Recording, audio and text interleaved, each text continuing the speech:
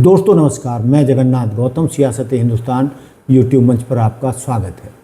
दोस्तों, जैसा कि सर्वविदित है कि कल राहुल गांधी हरियाणा के गुड़गांव में आए थे और उन्होंने विजेंद्र सिंह की सद्भावना यात्रा पैदल यात्रा में भाग लिया और लगभग 1 किलोमीटर वो उनके साथ चले। हजारों की भीड़ कल उस कार्यक्रम में थी और जिस तरीके से मंच पर बुलाकर राहुल गांधी ने विजेंद्र सिंह की पीठ थपथपाई और उन पर वो बहुत ही मेहरबान थे और उन्होंने इशारा किया कि वो कांग्रेस में बड़ी जिम्मेदारी के लिए तैयार रहें।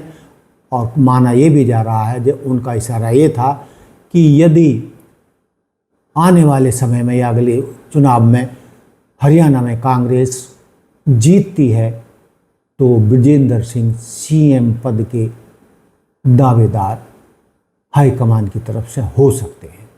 कुछ साल पहले हमने कन्याकुमारी से कश्मीर यात्रा की थी। 4000 किलोमीटर कन्याकुमारी से कश्मीर तक हम चले। हमारे साथ लाखों लोग चले थे और एक नारा दिया था, नफरत के बाजार में मोहब्बत की दुकान खोलनी है।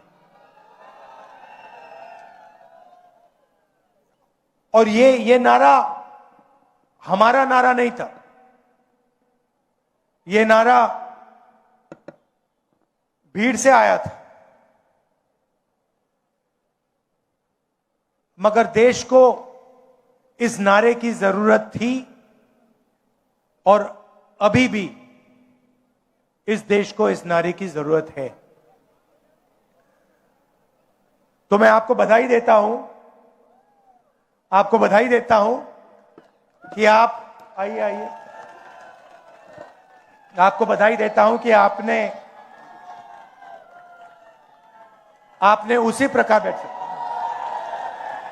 उसी प्रकार हरियाणा में ये यात्रा की, जनता के बीच में गए, हरियाणा की सड़कों पे चले और आपको इस यात्रा से बहुत फायदा होगा क्योंकि आपको हरियाणा का जो पल्स है वो आपने लोगों से सुनकर समझा है।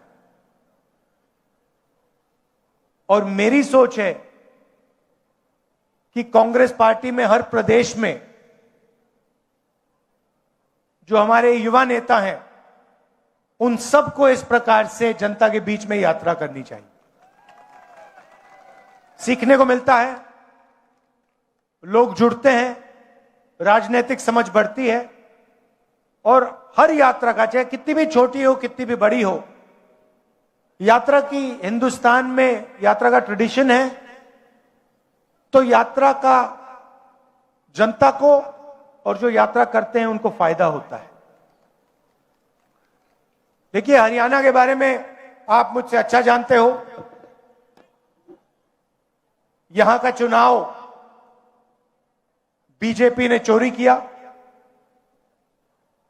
मध्य प्रदेश, हरियाणा, महाराष्ट्र, अब बंगाल, असम, इन्होंने सिस्टम बना लिया है चुनाव चोरी करने का।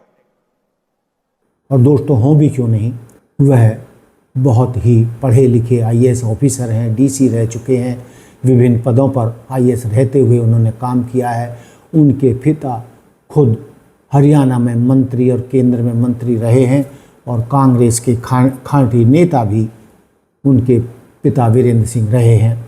और दोस्तों, जैसा कि आप सब जानते हैं कि वीरेंद्र सिंह उचाना कला से भाजपा के देवेंद्र अंत्री के खिलाफ चुनाव लड़े थे, जिसमें काउंटिंग में उन्हें 32 वोटों से हरा दिया गया।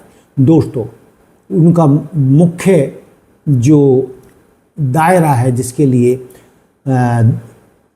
वीरेंद्र सिंह ने हाई कोर्ट में अपनी बात रखी है, पेटिशन डाला है काउंटिंग के लिए। उन्होंने कहा है कि जो 1400-1500 बैलेट पेपर थे उनमें उन्हें 1100 से ज़्यादा वोट मिले थे, यानी बैलेट पेपर में जो डाक से वोटें आती हैं, लेकिन अंत में उनमें से बहुत सारी वोटों को बिना गिनती के छोड़ दिया गया।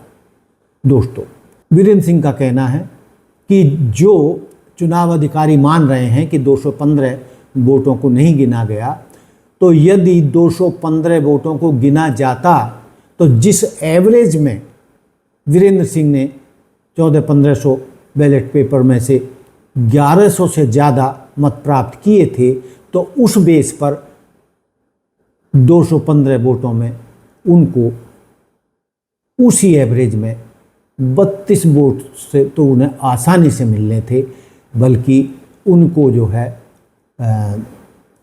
150-200 वोट मिल जाने थे और वीरेंद्र सिंह की जीत तय थी।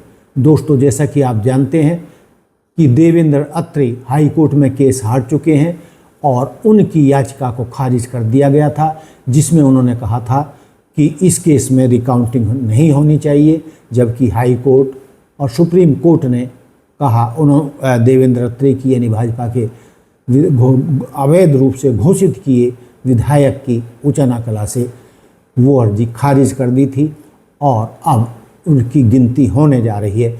दोस्तों, अब ये केस अंतिम पड़ाव में है और जिस दिन भी 215 वोटों की गिनती हुई, इन पोस्टल बैलेट की गिनती हुई, उसी दिन विजेंद्र सिंह विधायक बन जाएंगे और देवेंद्र अत्री को अपनी विधायकी खोनी पड़ेगी।